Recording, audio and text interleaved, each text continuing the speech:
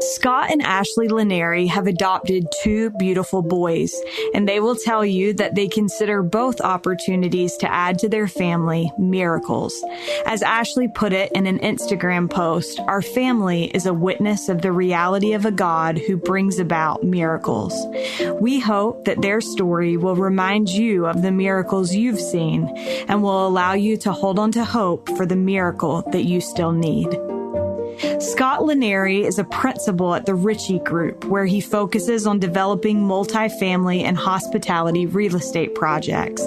Prior to becoming a mom, Ashley taught seminary full-time from 2013 to 2019. For the last 3 years, she has taught a weekly institute class.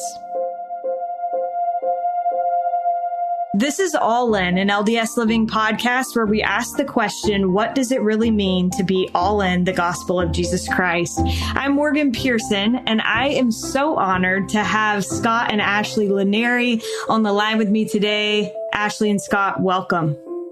Thanks, Morgan. We're so thrilled to be here. Well, I am so thrilled to have you. And I want people to know as they're listening that Scott and Ashley really are every bit as good as they seem. And I'm anxious to have the chance to learn more from you guys myself and to be able to share that with others. So as we talk about your experience, I want to start with kind of your desire to have a baby. And you've said that you realized really early in your marriage that IVF was going to be your only option as far as getting pregnant goes.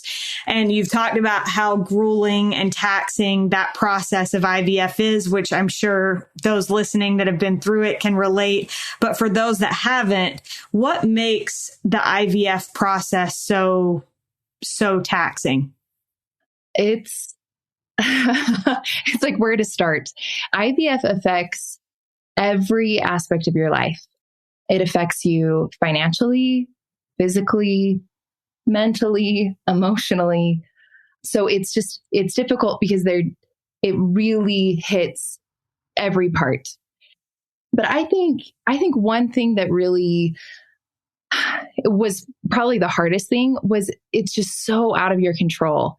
I know a bunch of people who have done IVF and they go in, they get the embryos that they need, they get transferred and they have a baby. And the thing is that was just not our experience. Every time we went in, there was always a hiccup. It was always like, oh, well, there's another procedure that needs to be done, or oh, actually, this is going to take a few more months longer than we thought, or, oh, we need to up your medication. Or we need to do this test to figure out if this can work in some way. Mm-hmm. It never was easy. It was just like every time we walked in, there was always a roadblock. And that lack of control is so hard with IVF. You're just constantly wondering, when do I get to plan on anything in my life? Mm-hmm. Yeah. And then in addition to that, it just absolutely wrecks Ashley's body. And for any women, it's a really tough procedure. They really become like an experiment for, anywhere from 2 to sometimes 6 months. And I just have watched Ashley go through so much, be on so many medications, have to have her hormones just like blasted all over the place. We have to do shots every night. We've had to do different pills. We've had to do lots of different things. She has to do dozens and dozens of doctor's appointments. Really, like, women take the brunt of it. And that is so hard to watch. And just like, especially as a husband, you can just sit there and you feel like, well, like, can we take some of this? And you really can't, other than just like trying to be supportive and loving and helpful. But that adds a whole other element of just like, it really is more weighted toward women. And that has its own challenges when it feels like a trial isn't like totally equal. And, right. And for men, there's challenges that you feel, but it's not like a physical difficulty. We feel, I think, similar pain and feelings about, like wanting to get to have a baby and grow a family and those things, but it's not the same physical challenge. Well, and it's amazing to me, listening to you all, that people are willing to go through that all the time because of how badly they want to have a child, and that you all have been willing to go through that.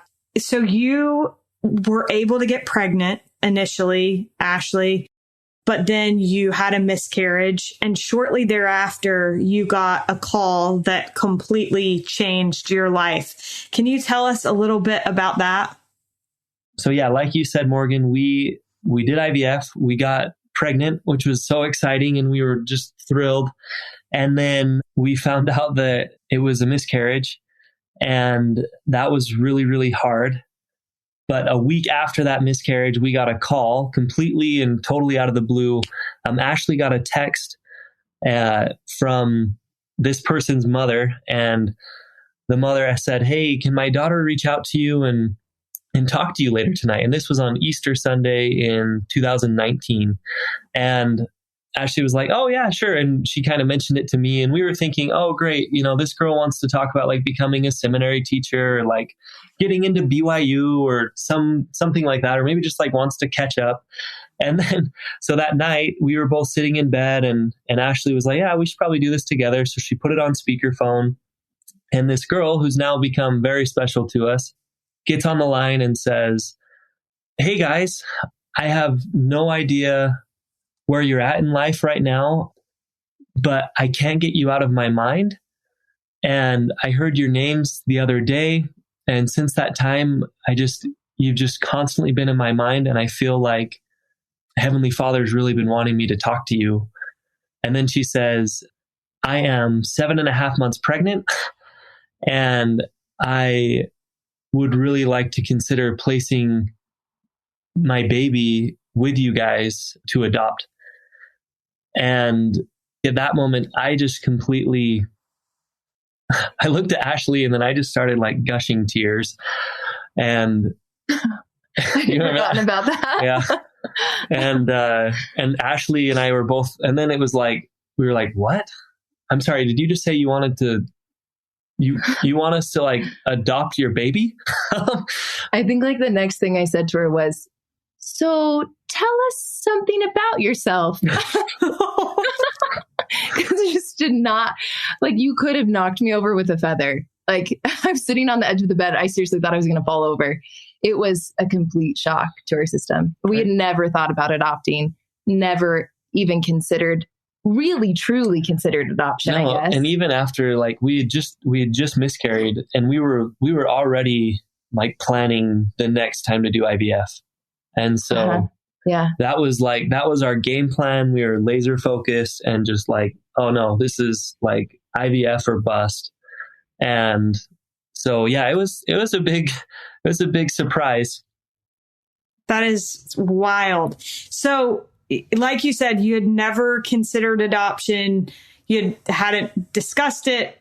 How did you reach that decision, and what did you learn from that about being open to a plan that is maybe different than the one that we've imagined for ourselves?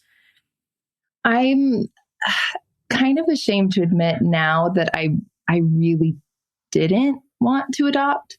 I like feel really embarrassed to even say that out loud right now. I felt so like IVF world that I wasn't even considering adoption. And so I was really shocked. I turned to Scott after that phone call and I was like, "Listen, that was either the craziest thing that's ever happened to us, or that was a miracle and is like going to change our lives." It was either going to be one or the other. But at that point, we were both thinking that was probably just something crazy. Yeah, exactly. So that night, went to bed. The next morning, we were like, let's both call our parents. And we had told her too on the phone. We had said, "Hey, we really appreciate you telling us this, and we know like how big of a decision this would be. And so like on our side, we want to make sure that we take it really seriously as well."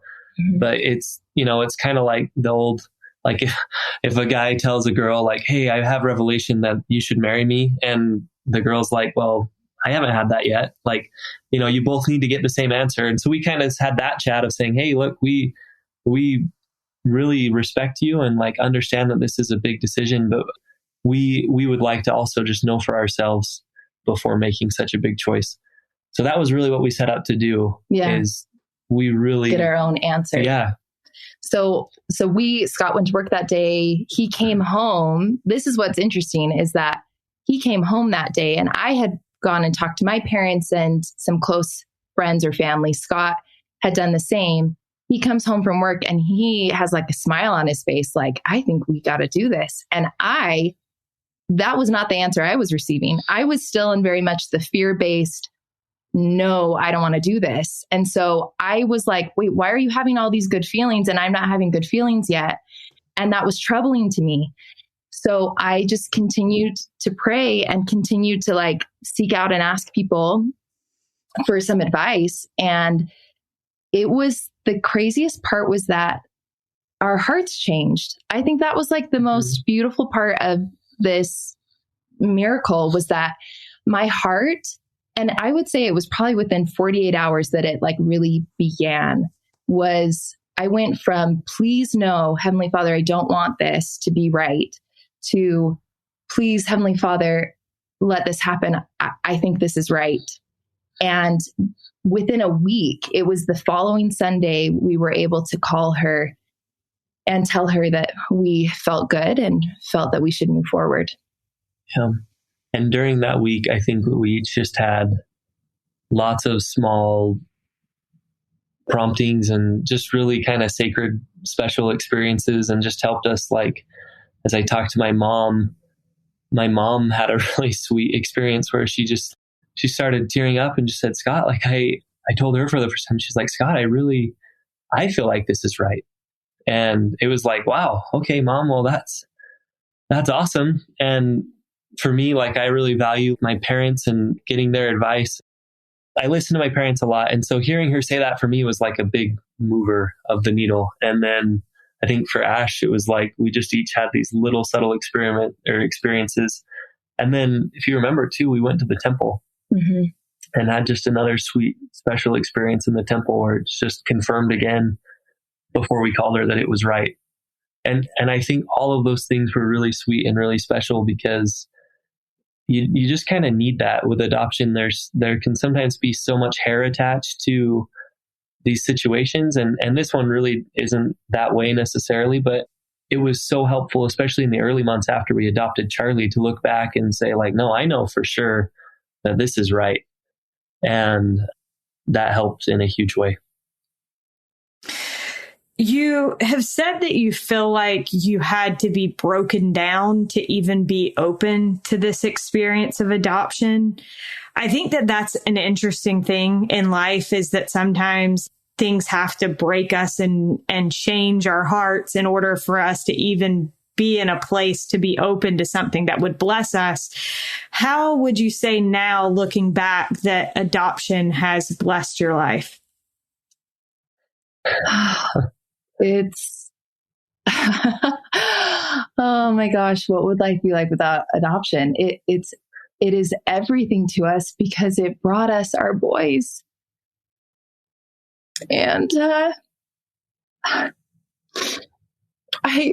had this experience just a few weeks ago at our state conference. We had an area authority come, and he was talking to us. He told this story that I'm probably going to botch, but you didn't hear him. So it doesn't matter anyway. But he told this experience of this grandson painting with his grandfather. And he's sitting down to paint with his grandfather. And he's like, what color would you like to paint with, grandson? And he says, green. My favorite color is green. And so he takes the tube of paint and he squirts out yellow. And the grandson's like, no, green. My favorite color is green. And I can imagine my little toddler right now being like, no, green. And so he just kind of watches as his grandfather kind of puts it out on the canvas.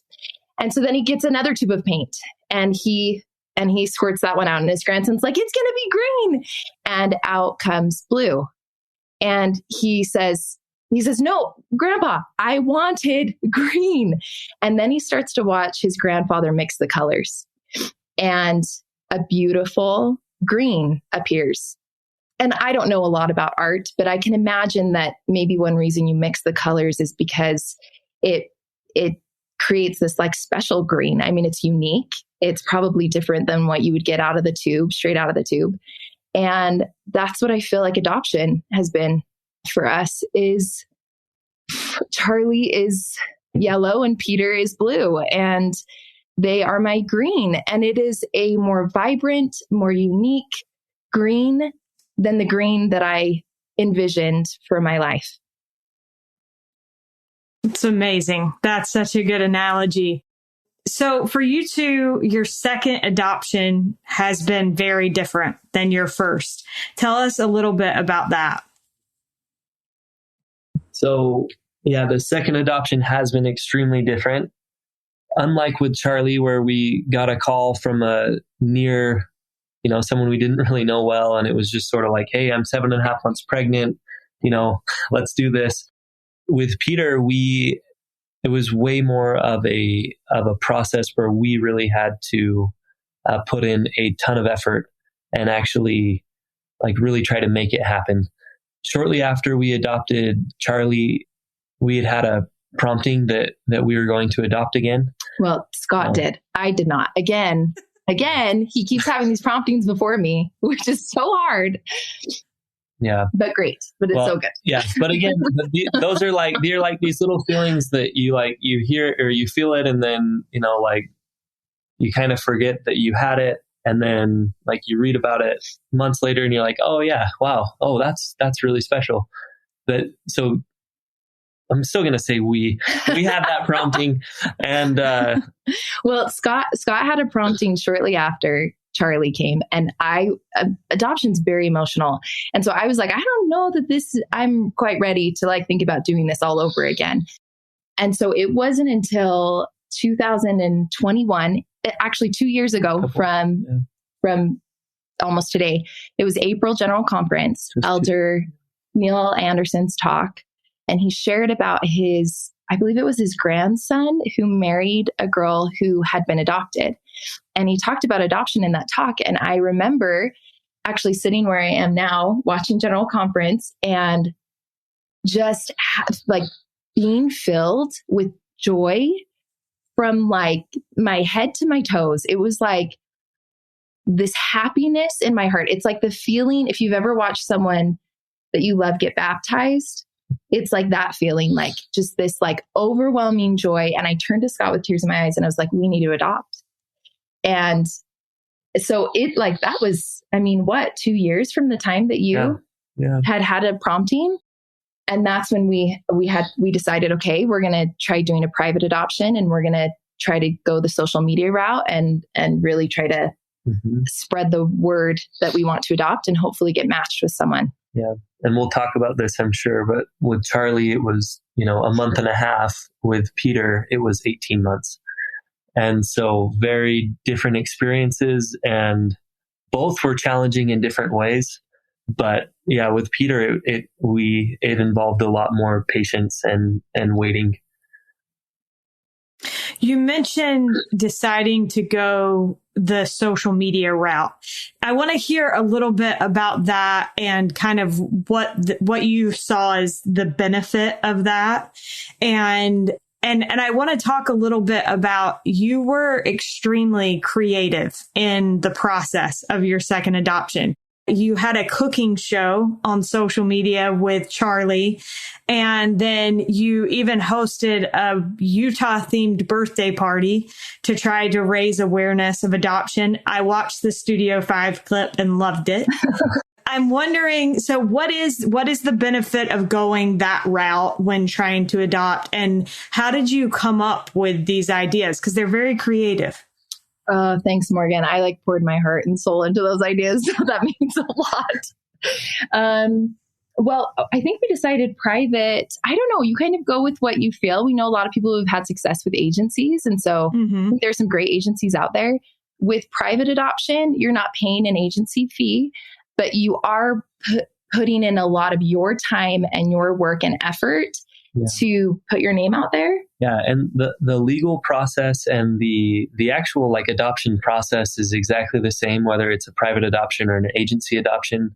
The primary difference is that with an agency, they do all of the marketing, all of the finding, And then they're there with you every step along the way to assist you through the process. And then with a private adoption, you are doing the finding, you're doing the marketing, and you hire an attorney to walk you through the legal steps of adoption. You work with a social worker, and it's just less sort of having someone by your side the whole time to take you through it. And with Charlie, we had success with word of mouth. I mean, really, his birth mom heard about our situation through word of mouth. And so we figured, why not try again? So the cooking show and the birthday party and any other video and thing that we created was really very like organically happened. I mean, I love my birthday. I threw myself a birthday party. I saw an idea on TikTok about like somebody who did a themed party. It was it was a themed dinner party with their family. And I was like, I want to turn that into a birthday party. So I just threw myself a birthday party, and then it turned into something. When I posted the video on social media, it got a lot of views. We posted it through the adoption account. And then, and then kind of used that to then kind of spread the word. The cooking show, it was like, I just love to cook. I'm like always in the kitchen, always baking, always cooking. And our son, Charlie, is hilarious. So like, why not put those together? And it ended up like creating these really sweet memories in the process that I can now look back on. And it was kind of cool because as a little 2 and 3-year-olds, Charlie really got to help bring Peter into our lives, bring another little brother into his life. Totally. Well, and I want to highlight something. I had Carly Guyman help me brainstorm a little bit. And this is Ashley's old roommate, helped me brainstorm some of these questions. And one of the things that she said, she was like, I'm so glad you have a question about the cooking show, because people should know that is like so genuinely Ashley. She's like, she loves to cook. She loves to try new recipes and to be in the kitchen. She's like, but the thing that they also should know is that every other aspect of the whole social media thing was very out of your comfort zone and something where you put yourself out there, and that wasn't super comfortable for you. Is that right? Oh yeah. I actually hated it, Morgan. I hated it so much. It was so hard. I hate being vulnerable. I hate like telling people that our like personal life is so uncomfortable. Ashley is very private, which is hilarious. Not anymore. And here we are on a podcast sharing it with the world. But yeah, Ashley, like when she joined my family, the Laneris were kind of loud and just open and talkative and share feelings and all those things. And I think when Ashley first came into our family, it was an adjustment. She was like, Scott, why did you tell your mom and your sisters about this thing that happened in our marriage? And I was like, oh, was that bad? I'm so sorry. And so for Ashley to be the one to like really take on this whole social media thing was pretty amazing. And I think that you've by doing that, you alter and you change a little bit, but yeah, you had to get outside of your comfort zone for sure. Yeah, it was hard. Which I think like that's yet another sacrifice, I think there are many different ways that you all have sacrificed, but that's just another example. You have discussed in this process the idea that many times we wait on things that are out of our control. I wondered, and this is something that many people will be able to relate to for different reasons, but what have you learned about waiting, overcoming discouragement, and having hope in the middle of the story? I think who goes first? Just battle it out. Yeah. Well, I think part of it is just like, we often hear that things in life, that instant gratification leads to an unfulfilling life. And if we just continuously indulge ourselves in instant gratification, you kind of end up with this shallow experience. And I think as I was thinking about that, I was like, well, the opposite can also be true, where the best things in life often come when you have to work really hard for them, or you have to wait a long time for them. And I think that's been so true with adoption and our boys and our journey through infertility. I think all parents absolutely must just love their children.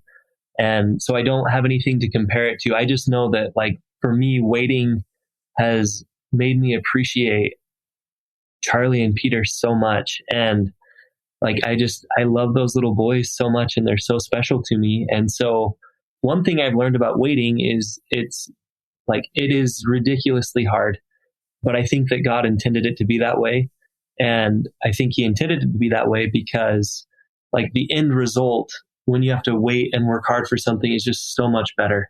And he knows that. And it's hard for us to realize it, and it's hard to experience it in the moment. But he kind of sits on the sideline and is like, hey, yeah, you can wait a little bit longer because I know what's coming. And when you're on the other end of it and you look back, you can see that more clearly. When we think of waiting, I think we think I'm waiting for my food to be made while I'm in a drive-through, or I'm waiting for the bus to come. Like, it's a sitting experience, but waiting is a verb. It's something that you do.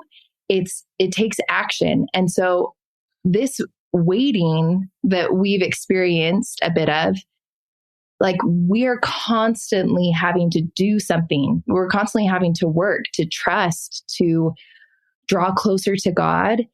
And I can think of no better curriculum than the one that God has given me. I mean, how else could I really learn what it's like to be truly patient, what real patience is? I feel that I've had a taste of real patience in the past, especially 18 months. And I don't know any other way that God could have taught me true patience, or really true loss and pain, but then real lasting, solid hope. I don't know how else you teach us those things unless you experience. It's something you can't have vicariously. You can't get it in a classroom. It comes through work and through, like, real, true waiting as a verb. I completely agree with you. And it's funny that you say that, because that's something that I've been thinking about a lot lately, about how kind of there's two meanings of the word wait. You know, there's the idea of waiting for something, which, like you said, should be active rather than passive. But there's also like waiting, like somebody waiting tables, and that in that process of actively waiting, we should be serving God and seeking to get something out of that waiting. And so I love that. You shared, Ashley, a thought that a friend shared with you where they said growth comes during the process, not at the end result. How have you guys seen yourselves and your marriage grow through this process? I think that, well, first of all, it's a hard question because, like, I don't know our marriage without this trial, without this. And so I wonder what it would be like without it.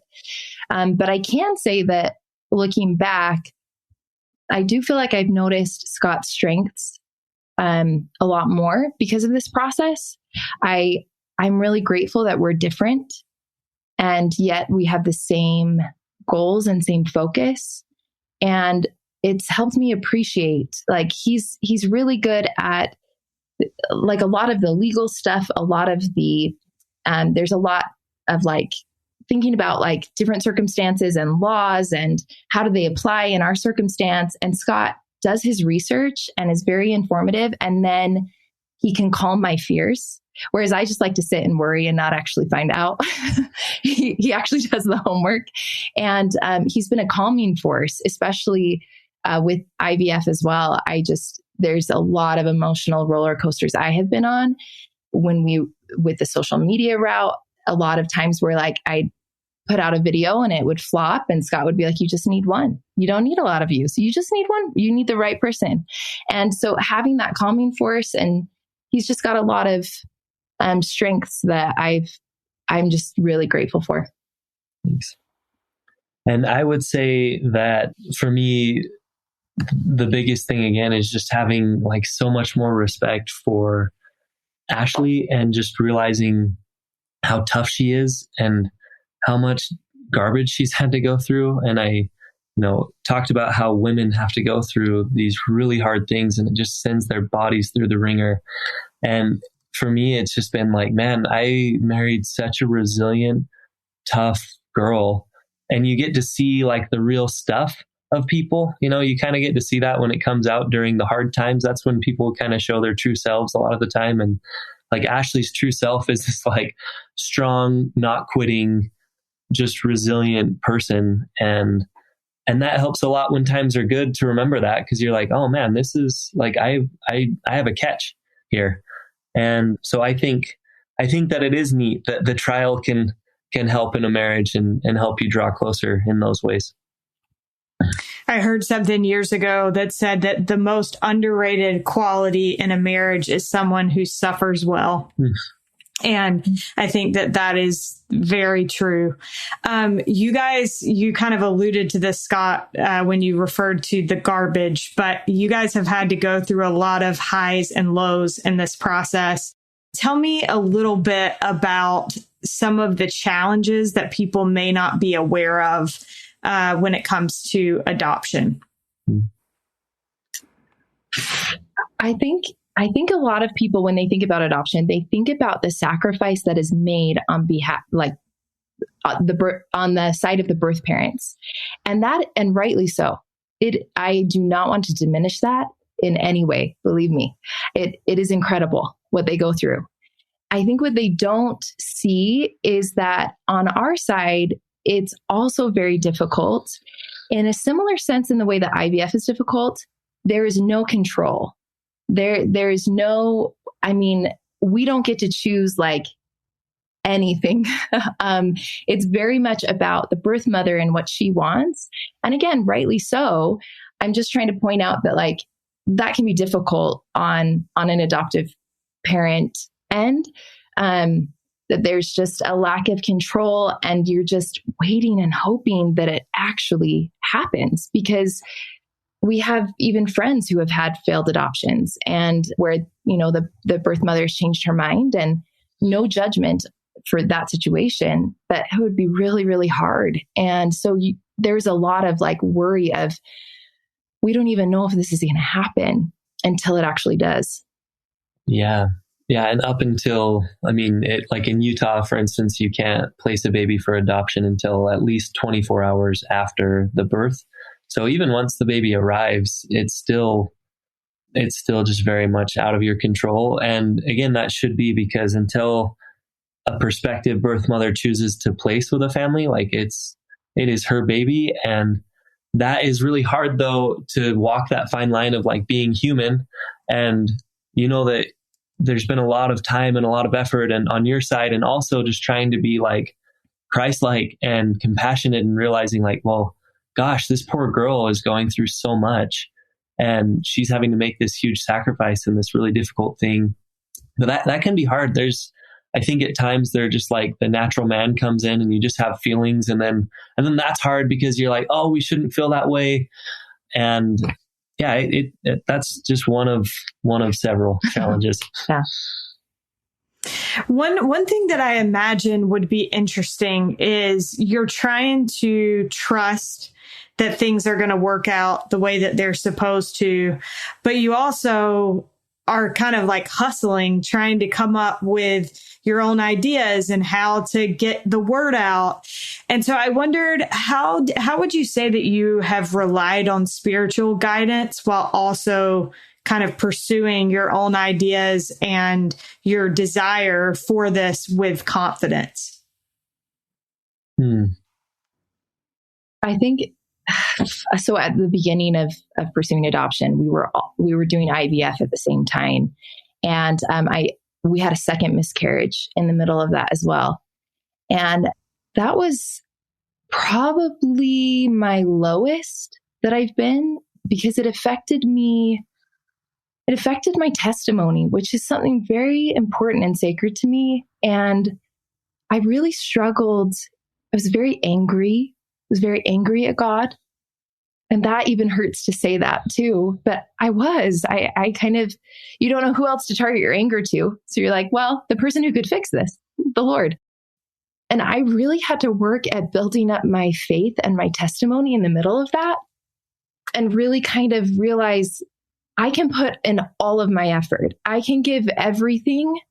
I can even sacrifice my body, my emotional state, my mental state, and it still doesn't work. But that there is only one who can make it really work. It's not going to be me. And so we put in all this effort, but like at the end of the day, it's really the Savior that made these boys exist in our lives. And so I don't know if that even answers the question, Morgan, because I don't know how you balance the two, but I just think it is important to realize, like, yes, the Lord does love effort, but even if you put in all your effort and it doesn't work out, that doesn't mean it's impossible. It just means that the Lord also has his timing and his way, and true trust means really trusting in his timing and in his way, and that he really can make it happen. And I would think a lot of the time we mentioned that we had we had kind of two big promptings. One was right after we adopted Charlie, or shortly after we adopted Charlie. And then Ashley had an experience a couple years later while watching Conference. And that was like a big umbrella of, hey, we're going to adopt again. And so we knew that part was right. But then a lot of it is just, you're just kind of running forward, trying to stay within that umbrella of the promptings. And hey, we know we're supposed to adopt again. We feel like this is right. We feel like you're directing us. But there was a lot of the time where, especially with Peter in our second adoption, where like I would turn to Ashley and I'd just be like, Ash, I just haven't had like a big spiritual experience in a while. Like, is this still good? Is this still right? And we had to look back a lot and just remember, yes, we already received the answer, and just keep moving forward. And sometimes we would move forward in a direction and then we'd get a no, and then we'd have to kind of move in a different direction. Right before we adopted Peter, we had an experience where we thought we were going to adopt someone, and we were really excited. No one had reached out to us in over a year, which, based on like how many people were viewing Ashley's videos and contacting us, that's really rare. Which was another testimony to us that it was meant to be this way. But finally someone reached out, and we were so excited, and we communicated with her. We had like a 2.5 hour FaceTime call with her. And then we found out that she was a scammer and that it was all fake, and that she wasn't in it for money or anything like that. It was just an emotional scam, like catfishing for adoption. And so talking about the challenges of adoption, Morgan, that's one. Adoption is like one of the highest like fraud and scamming areas, because you have people who are really vulnerable and more susceptible. And we were, and that was so hard. So again, that made us go, geez, is this, like, are we even supposed to adopt? But then the quick miracle is that, like, we were fasting that day to know if we were supposed to adopt her baby. And we got an answer that she was fake, that she was a scammer. And it was that night that the person who actually connected us with Peter called us.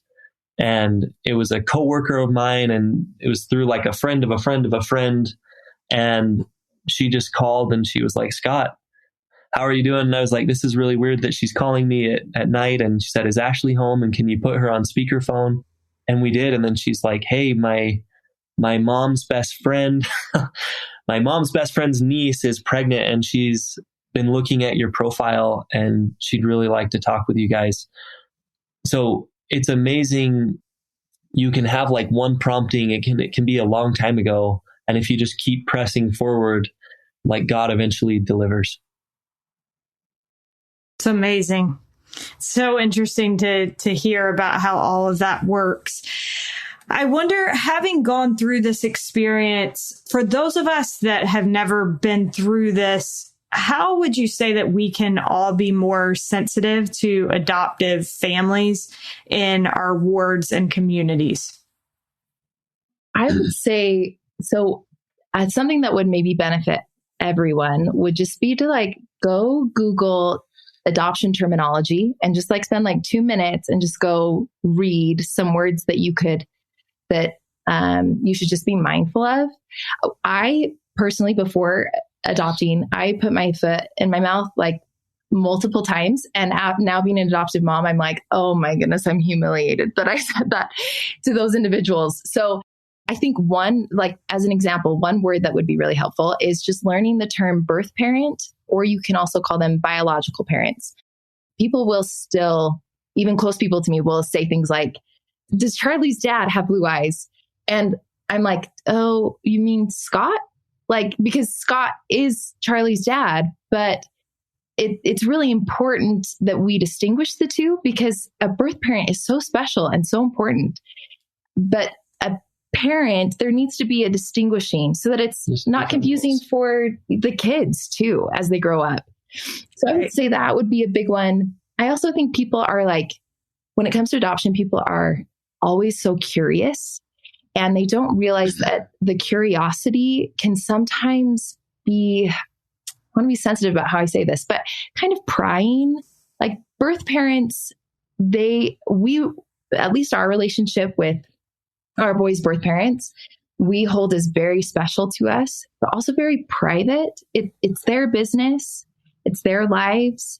And so when people ask us a lot of questions just out of curiosity, it can sometimes put an adoptive parent in an awkward situation, because it should really be our son's business and their relationship with their birth parents. Yeah. And there's probably always a time and a place to talk about it, like with most things, but it's just, like if you're in sacrament meeting and someone adopted a child in front of you, and, it's probably not the right place right then to be like, hey, tell me everything about the birth parents.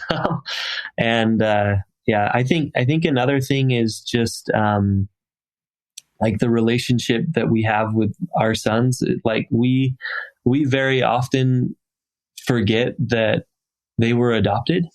And it's kind of a funny thing, but like with Charlie, I don't even think about it. It's not like I think about it I guess I think about it when I need to, but like in the day-to-day experience with Charlie, it's just like, man, he's just my boy. Like I don't think of him as like, oh, this is my adopted son, Charlie.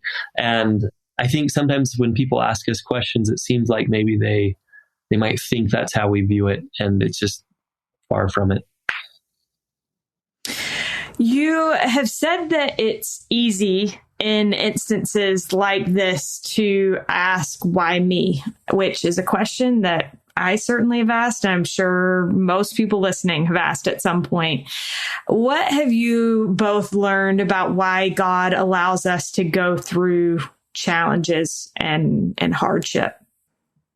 I think I've spoken about this a bit, and I don't think I have a lot of profound advice here. And we certainly don't have a monopoly on like waiting or suffering or trials. But I do just think that it's the rough stone rolling. We are like, that's how we go through life and how we go through mortality. And God shapes us by going through trials and struggles.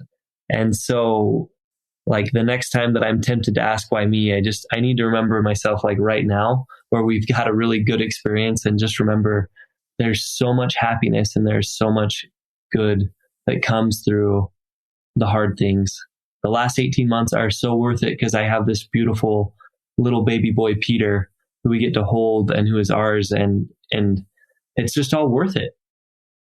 So that helps us to not feel, or that helps me hopefully next time to not feel as badly as I have before and to ask why me. Mm-hmm. Yeah, that's well said. Another thing that I love that you've said is that wrestling doesn't mean you don't have faith. And I think this is key. I'm a big believer that God actually wants us to ask questions and to work things out with him. So how have you found that God doesn't fault us for those why me questions? When I look at like the prophets and apostles, I want to follow their counsel. So just like head on, just perfectly. And I feel that a message that I've heard from them is it's better in trials to not ask why, but to ask, what can I learn from this? So I think when I have thought, why is this happening and why me? I've kind of put myself down and thought, why can't I just like follow that advice and follow that counsel perfectly? And I've learned that it's really important to be compassionate to yourself, that the Savior takes you where you are. I said how in that last miscarriage, I came away from that very angry, very bitter. And the Savior took me as a very angry person and he changed my heart. And it was hard, but he molded me into me being able to build up my faith and my testimony. So I think if you're asking why me in your life right now, to just know that it's okay and that just have some compassion. You'll get there. There will be a point where you're going to be like, what can I learn from this? But if you're not asking that right now, that's okay. You're still following the prophets. You're still doing what's right, but God takes you where you're at. Absolutely. I also loved one of the things that I watched in preparation for this interview. You said that God helps us find ways to keep going, that he gives us just enough to keep us kind of in the pursuit of whatever it is that we're trying to do. And I love that because I love the idea of daily bread, that God gives us just enough to get us through another day a lot of the time. How have you seen him giving you just enough? Like, what does that actually look like for you guys? One of my favorite stories is in the book of Ether, the Jaredites, and they get into a giant football or a ship that's tight like into a dish, and they travel across the waters, and they have a bunch of issues, one of them being air. And we talk a lot about the light one, and steering God takes care of, but the air, God tells them to cut a hole in the top and in the bottom of the ship, and that when the waves are crashing upon them, that they then prayed, and God brings the ship above the water, and then they can unstop the hole and get air. And that is exactly how I would describe, this entire experience. I feel like every time that I have been like, I can't do this anymore. I'm so tired. Please, I just need to breathe. God has given me air, and it comes in the form of just a kind comment of the scriptures. I mean, the scriptures have been my best friends through this whole process. Just a scripture that I just needed at the time. Or maybe it was like a cool opportunity, like a food blogger wanting to collaborate to help get the word out about adoption. I mean, it came in lots of different forms, but every time I prayed for air, God gave me air. And I just know that if you need air, he'll give it to you if you ask. That is so well said. Ashley and Scott, what would you say to others who are in the thick of a similar situation currently? We would say that God delivers. And we've talked about this several times. And Ashley just mentioned it. Like, when Ashley said that she needed air, and when we needed air, God gave us air. And I talked about how we had sort of early promptings early on, and then, kind of had to run blindly at times. But at the end of the process, we've learned and seen over and over and over that God delivers on promptings. He delivers on promises. Every father's blessing we received, every priesthood blessing, every prompting, every everything in our patriarchal blessings, like we've just watched God deliver on those, and it's been really beautiful. So, for people who are in trials, and everyone is, that can be really difficult to remember. But for me, it gave me hope, and it continues to give me hope, because I'm sure we're going to go into another trial here soon. And just knowing that like God delivers, God helps, and he keeps his promises is huge. I listen to this podcast all the time, Morgan, and I'm usually have my AirPods in and I'm cleaning my house as I listen. And I can remember certain areas of my house that I was cleaning and just really needing some help, and having someone say something on this podcast that I was like, oh, you will never know, but that was just for me. So I'm just like picturing someone out there with their AirPods in, cleaning a toilet right now, who's just like having a hard time. And I would just say to them, to remember the times where God has taken care of you before. Remember 5 years ago when you were a little kid, maybe the other day, where you were worried and God took care of you. He's going to take care of you again. One of my favorite scriptures that has come back to me throughout this whole process is when Jesus is sending out his disciples, and he's saying, don't take any purse script, just go. Just don't worry, just go. And then he says, consider the lilies of the field, how they grow and they toil not. And yet God takes care of them. And his message is, he will take care of you too. If he takes care of flowers in the fields, if he notices the birds in the sky, he notices you. You matter to him, and he will take care of you.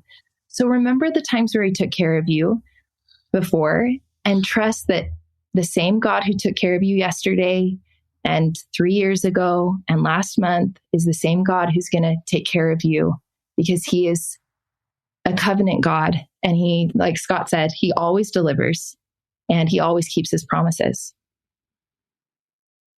I have chills listening to you talk about that, not only because I have hoped many times that something that's said on this will help somebody going through something, but also just because I've seen the same thing. I've seen how many times God has answered my prayers. And I always think of it as like God rounding the corner in our lives, that we just never know at what moment we're going to be able to see him, but he is there and loves us and cares about us. Scott and Ashley, thank you so much for taking the time to share your story, for your willingness to do so. My last question for you is, what does it mean to you to be all in the gospel of Jesus Christ? I think it means to be all in. You cling when you're feeling weak and you're going through hard things, and you just hold on. And then when you're feeling strong, you turn it around and you try to be like the Savior, and you help those people who are just clinging on. I think currently in my life, what it means to be all in is to stay when it's hard, to choose to stay even when it's hard, and to realize that your thoughts and ways are not God's thoughts and ways, and choose to trust in the one who sees more clearly than you do, who has a bigger and better plan for you than you do. So choose to stay and choose to trust in him. Beautifully said. Guys, thank you so much for doing this, and for your wonderful thoughts, and for your example of faith. It means a ton to me. Oh, you're welcome, Morgan. Thank you so much, Morgan. So fun to be here. We are so grateful to Scott and Ashley Laneri for joining us on today's episode. A big thanks to Derek Campbell of Mix at 6 Studios for his help with this episode. And thank you for listening. We'll look forward to being with you again next week.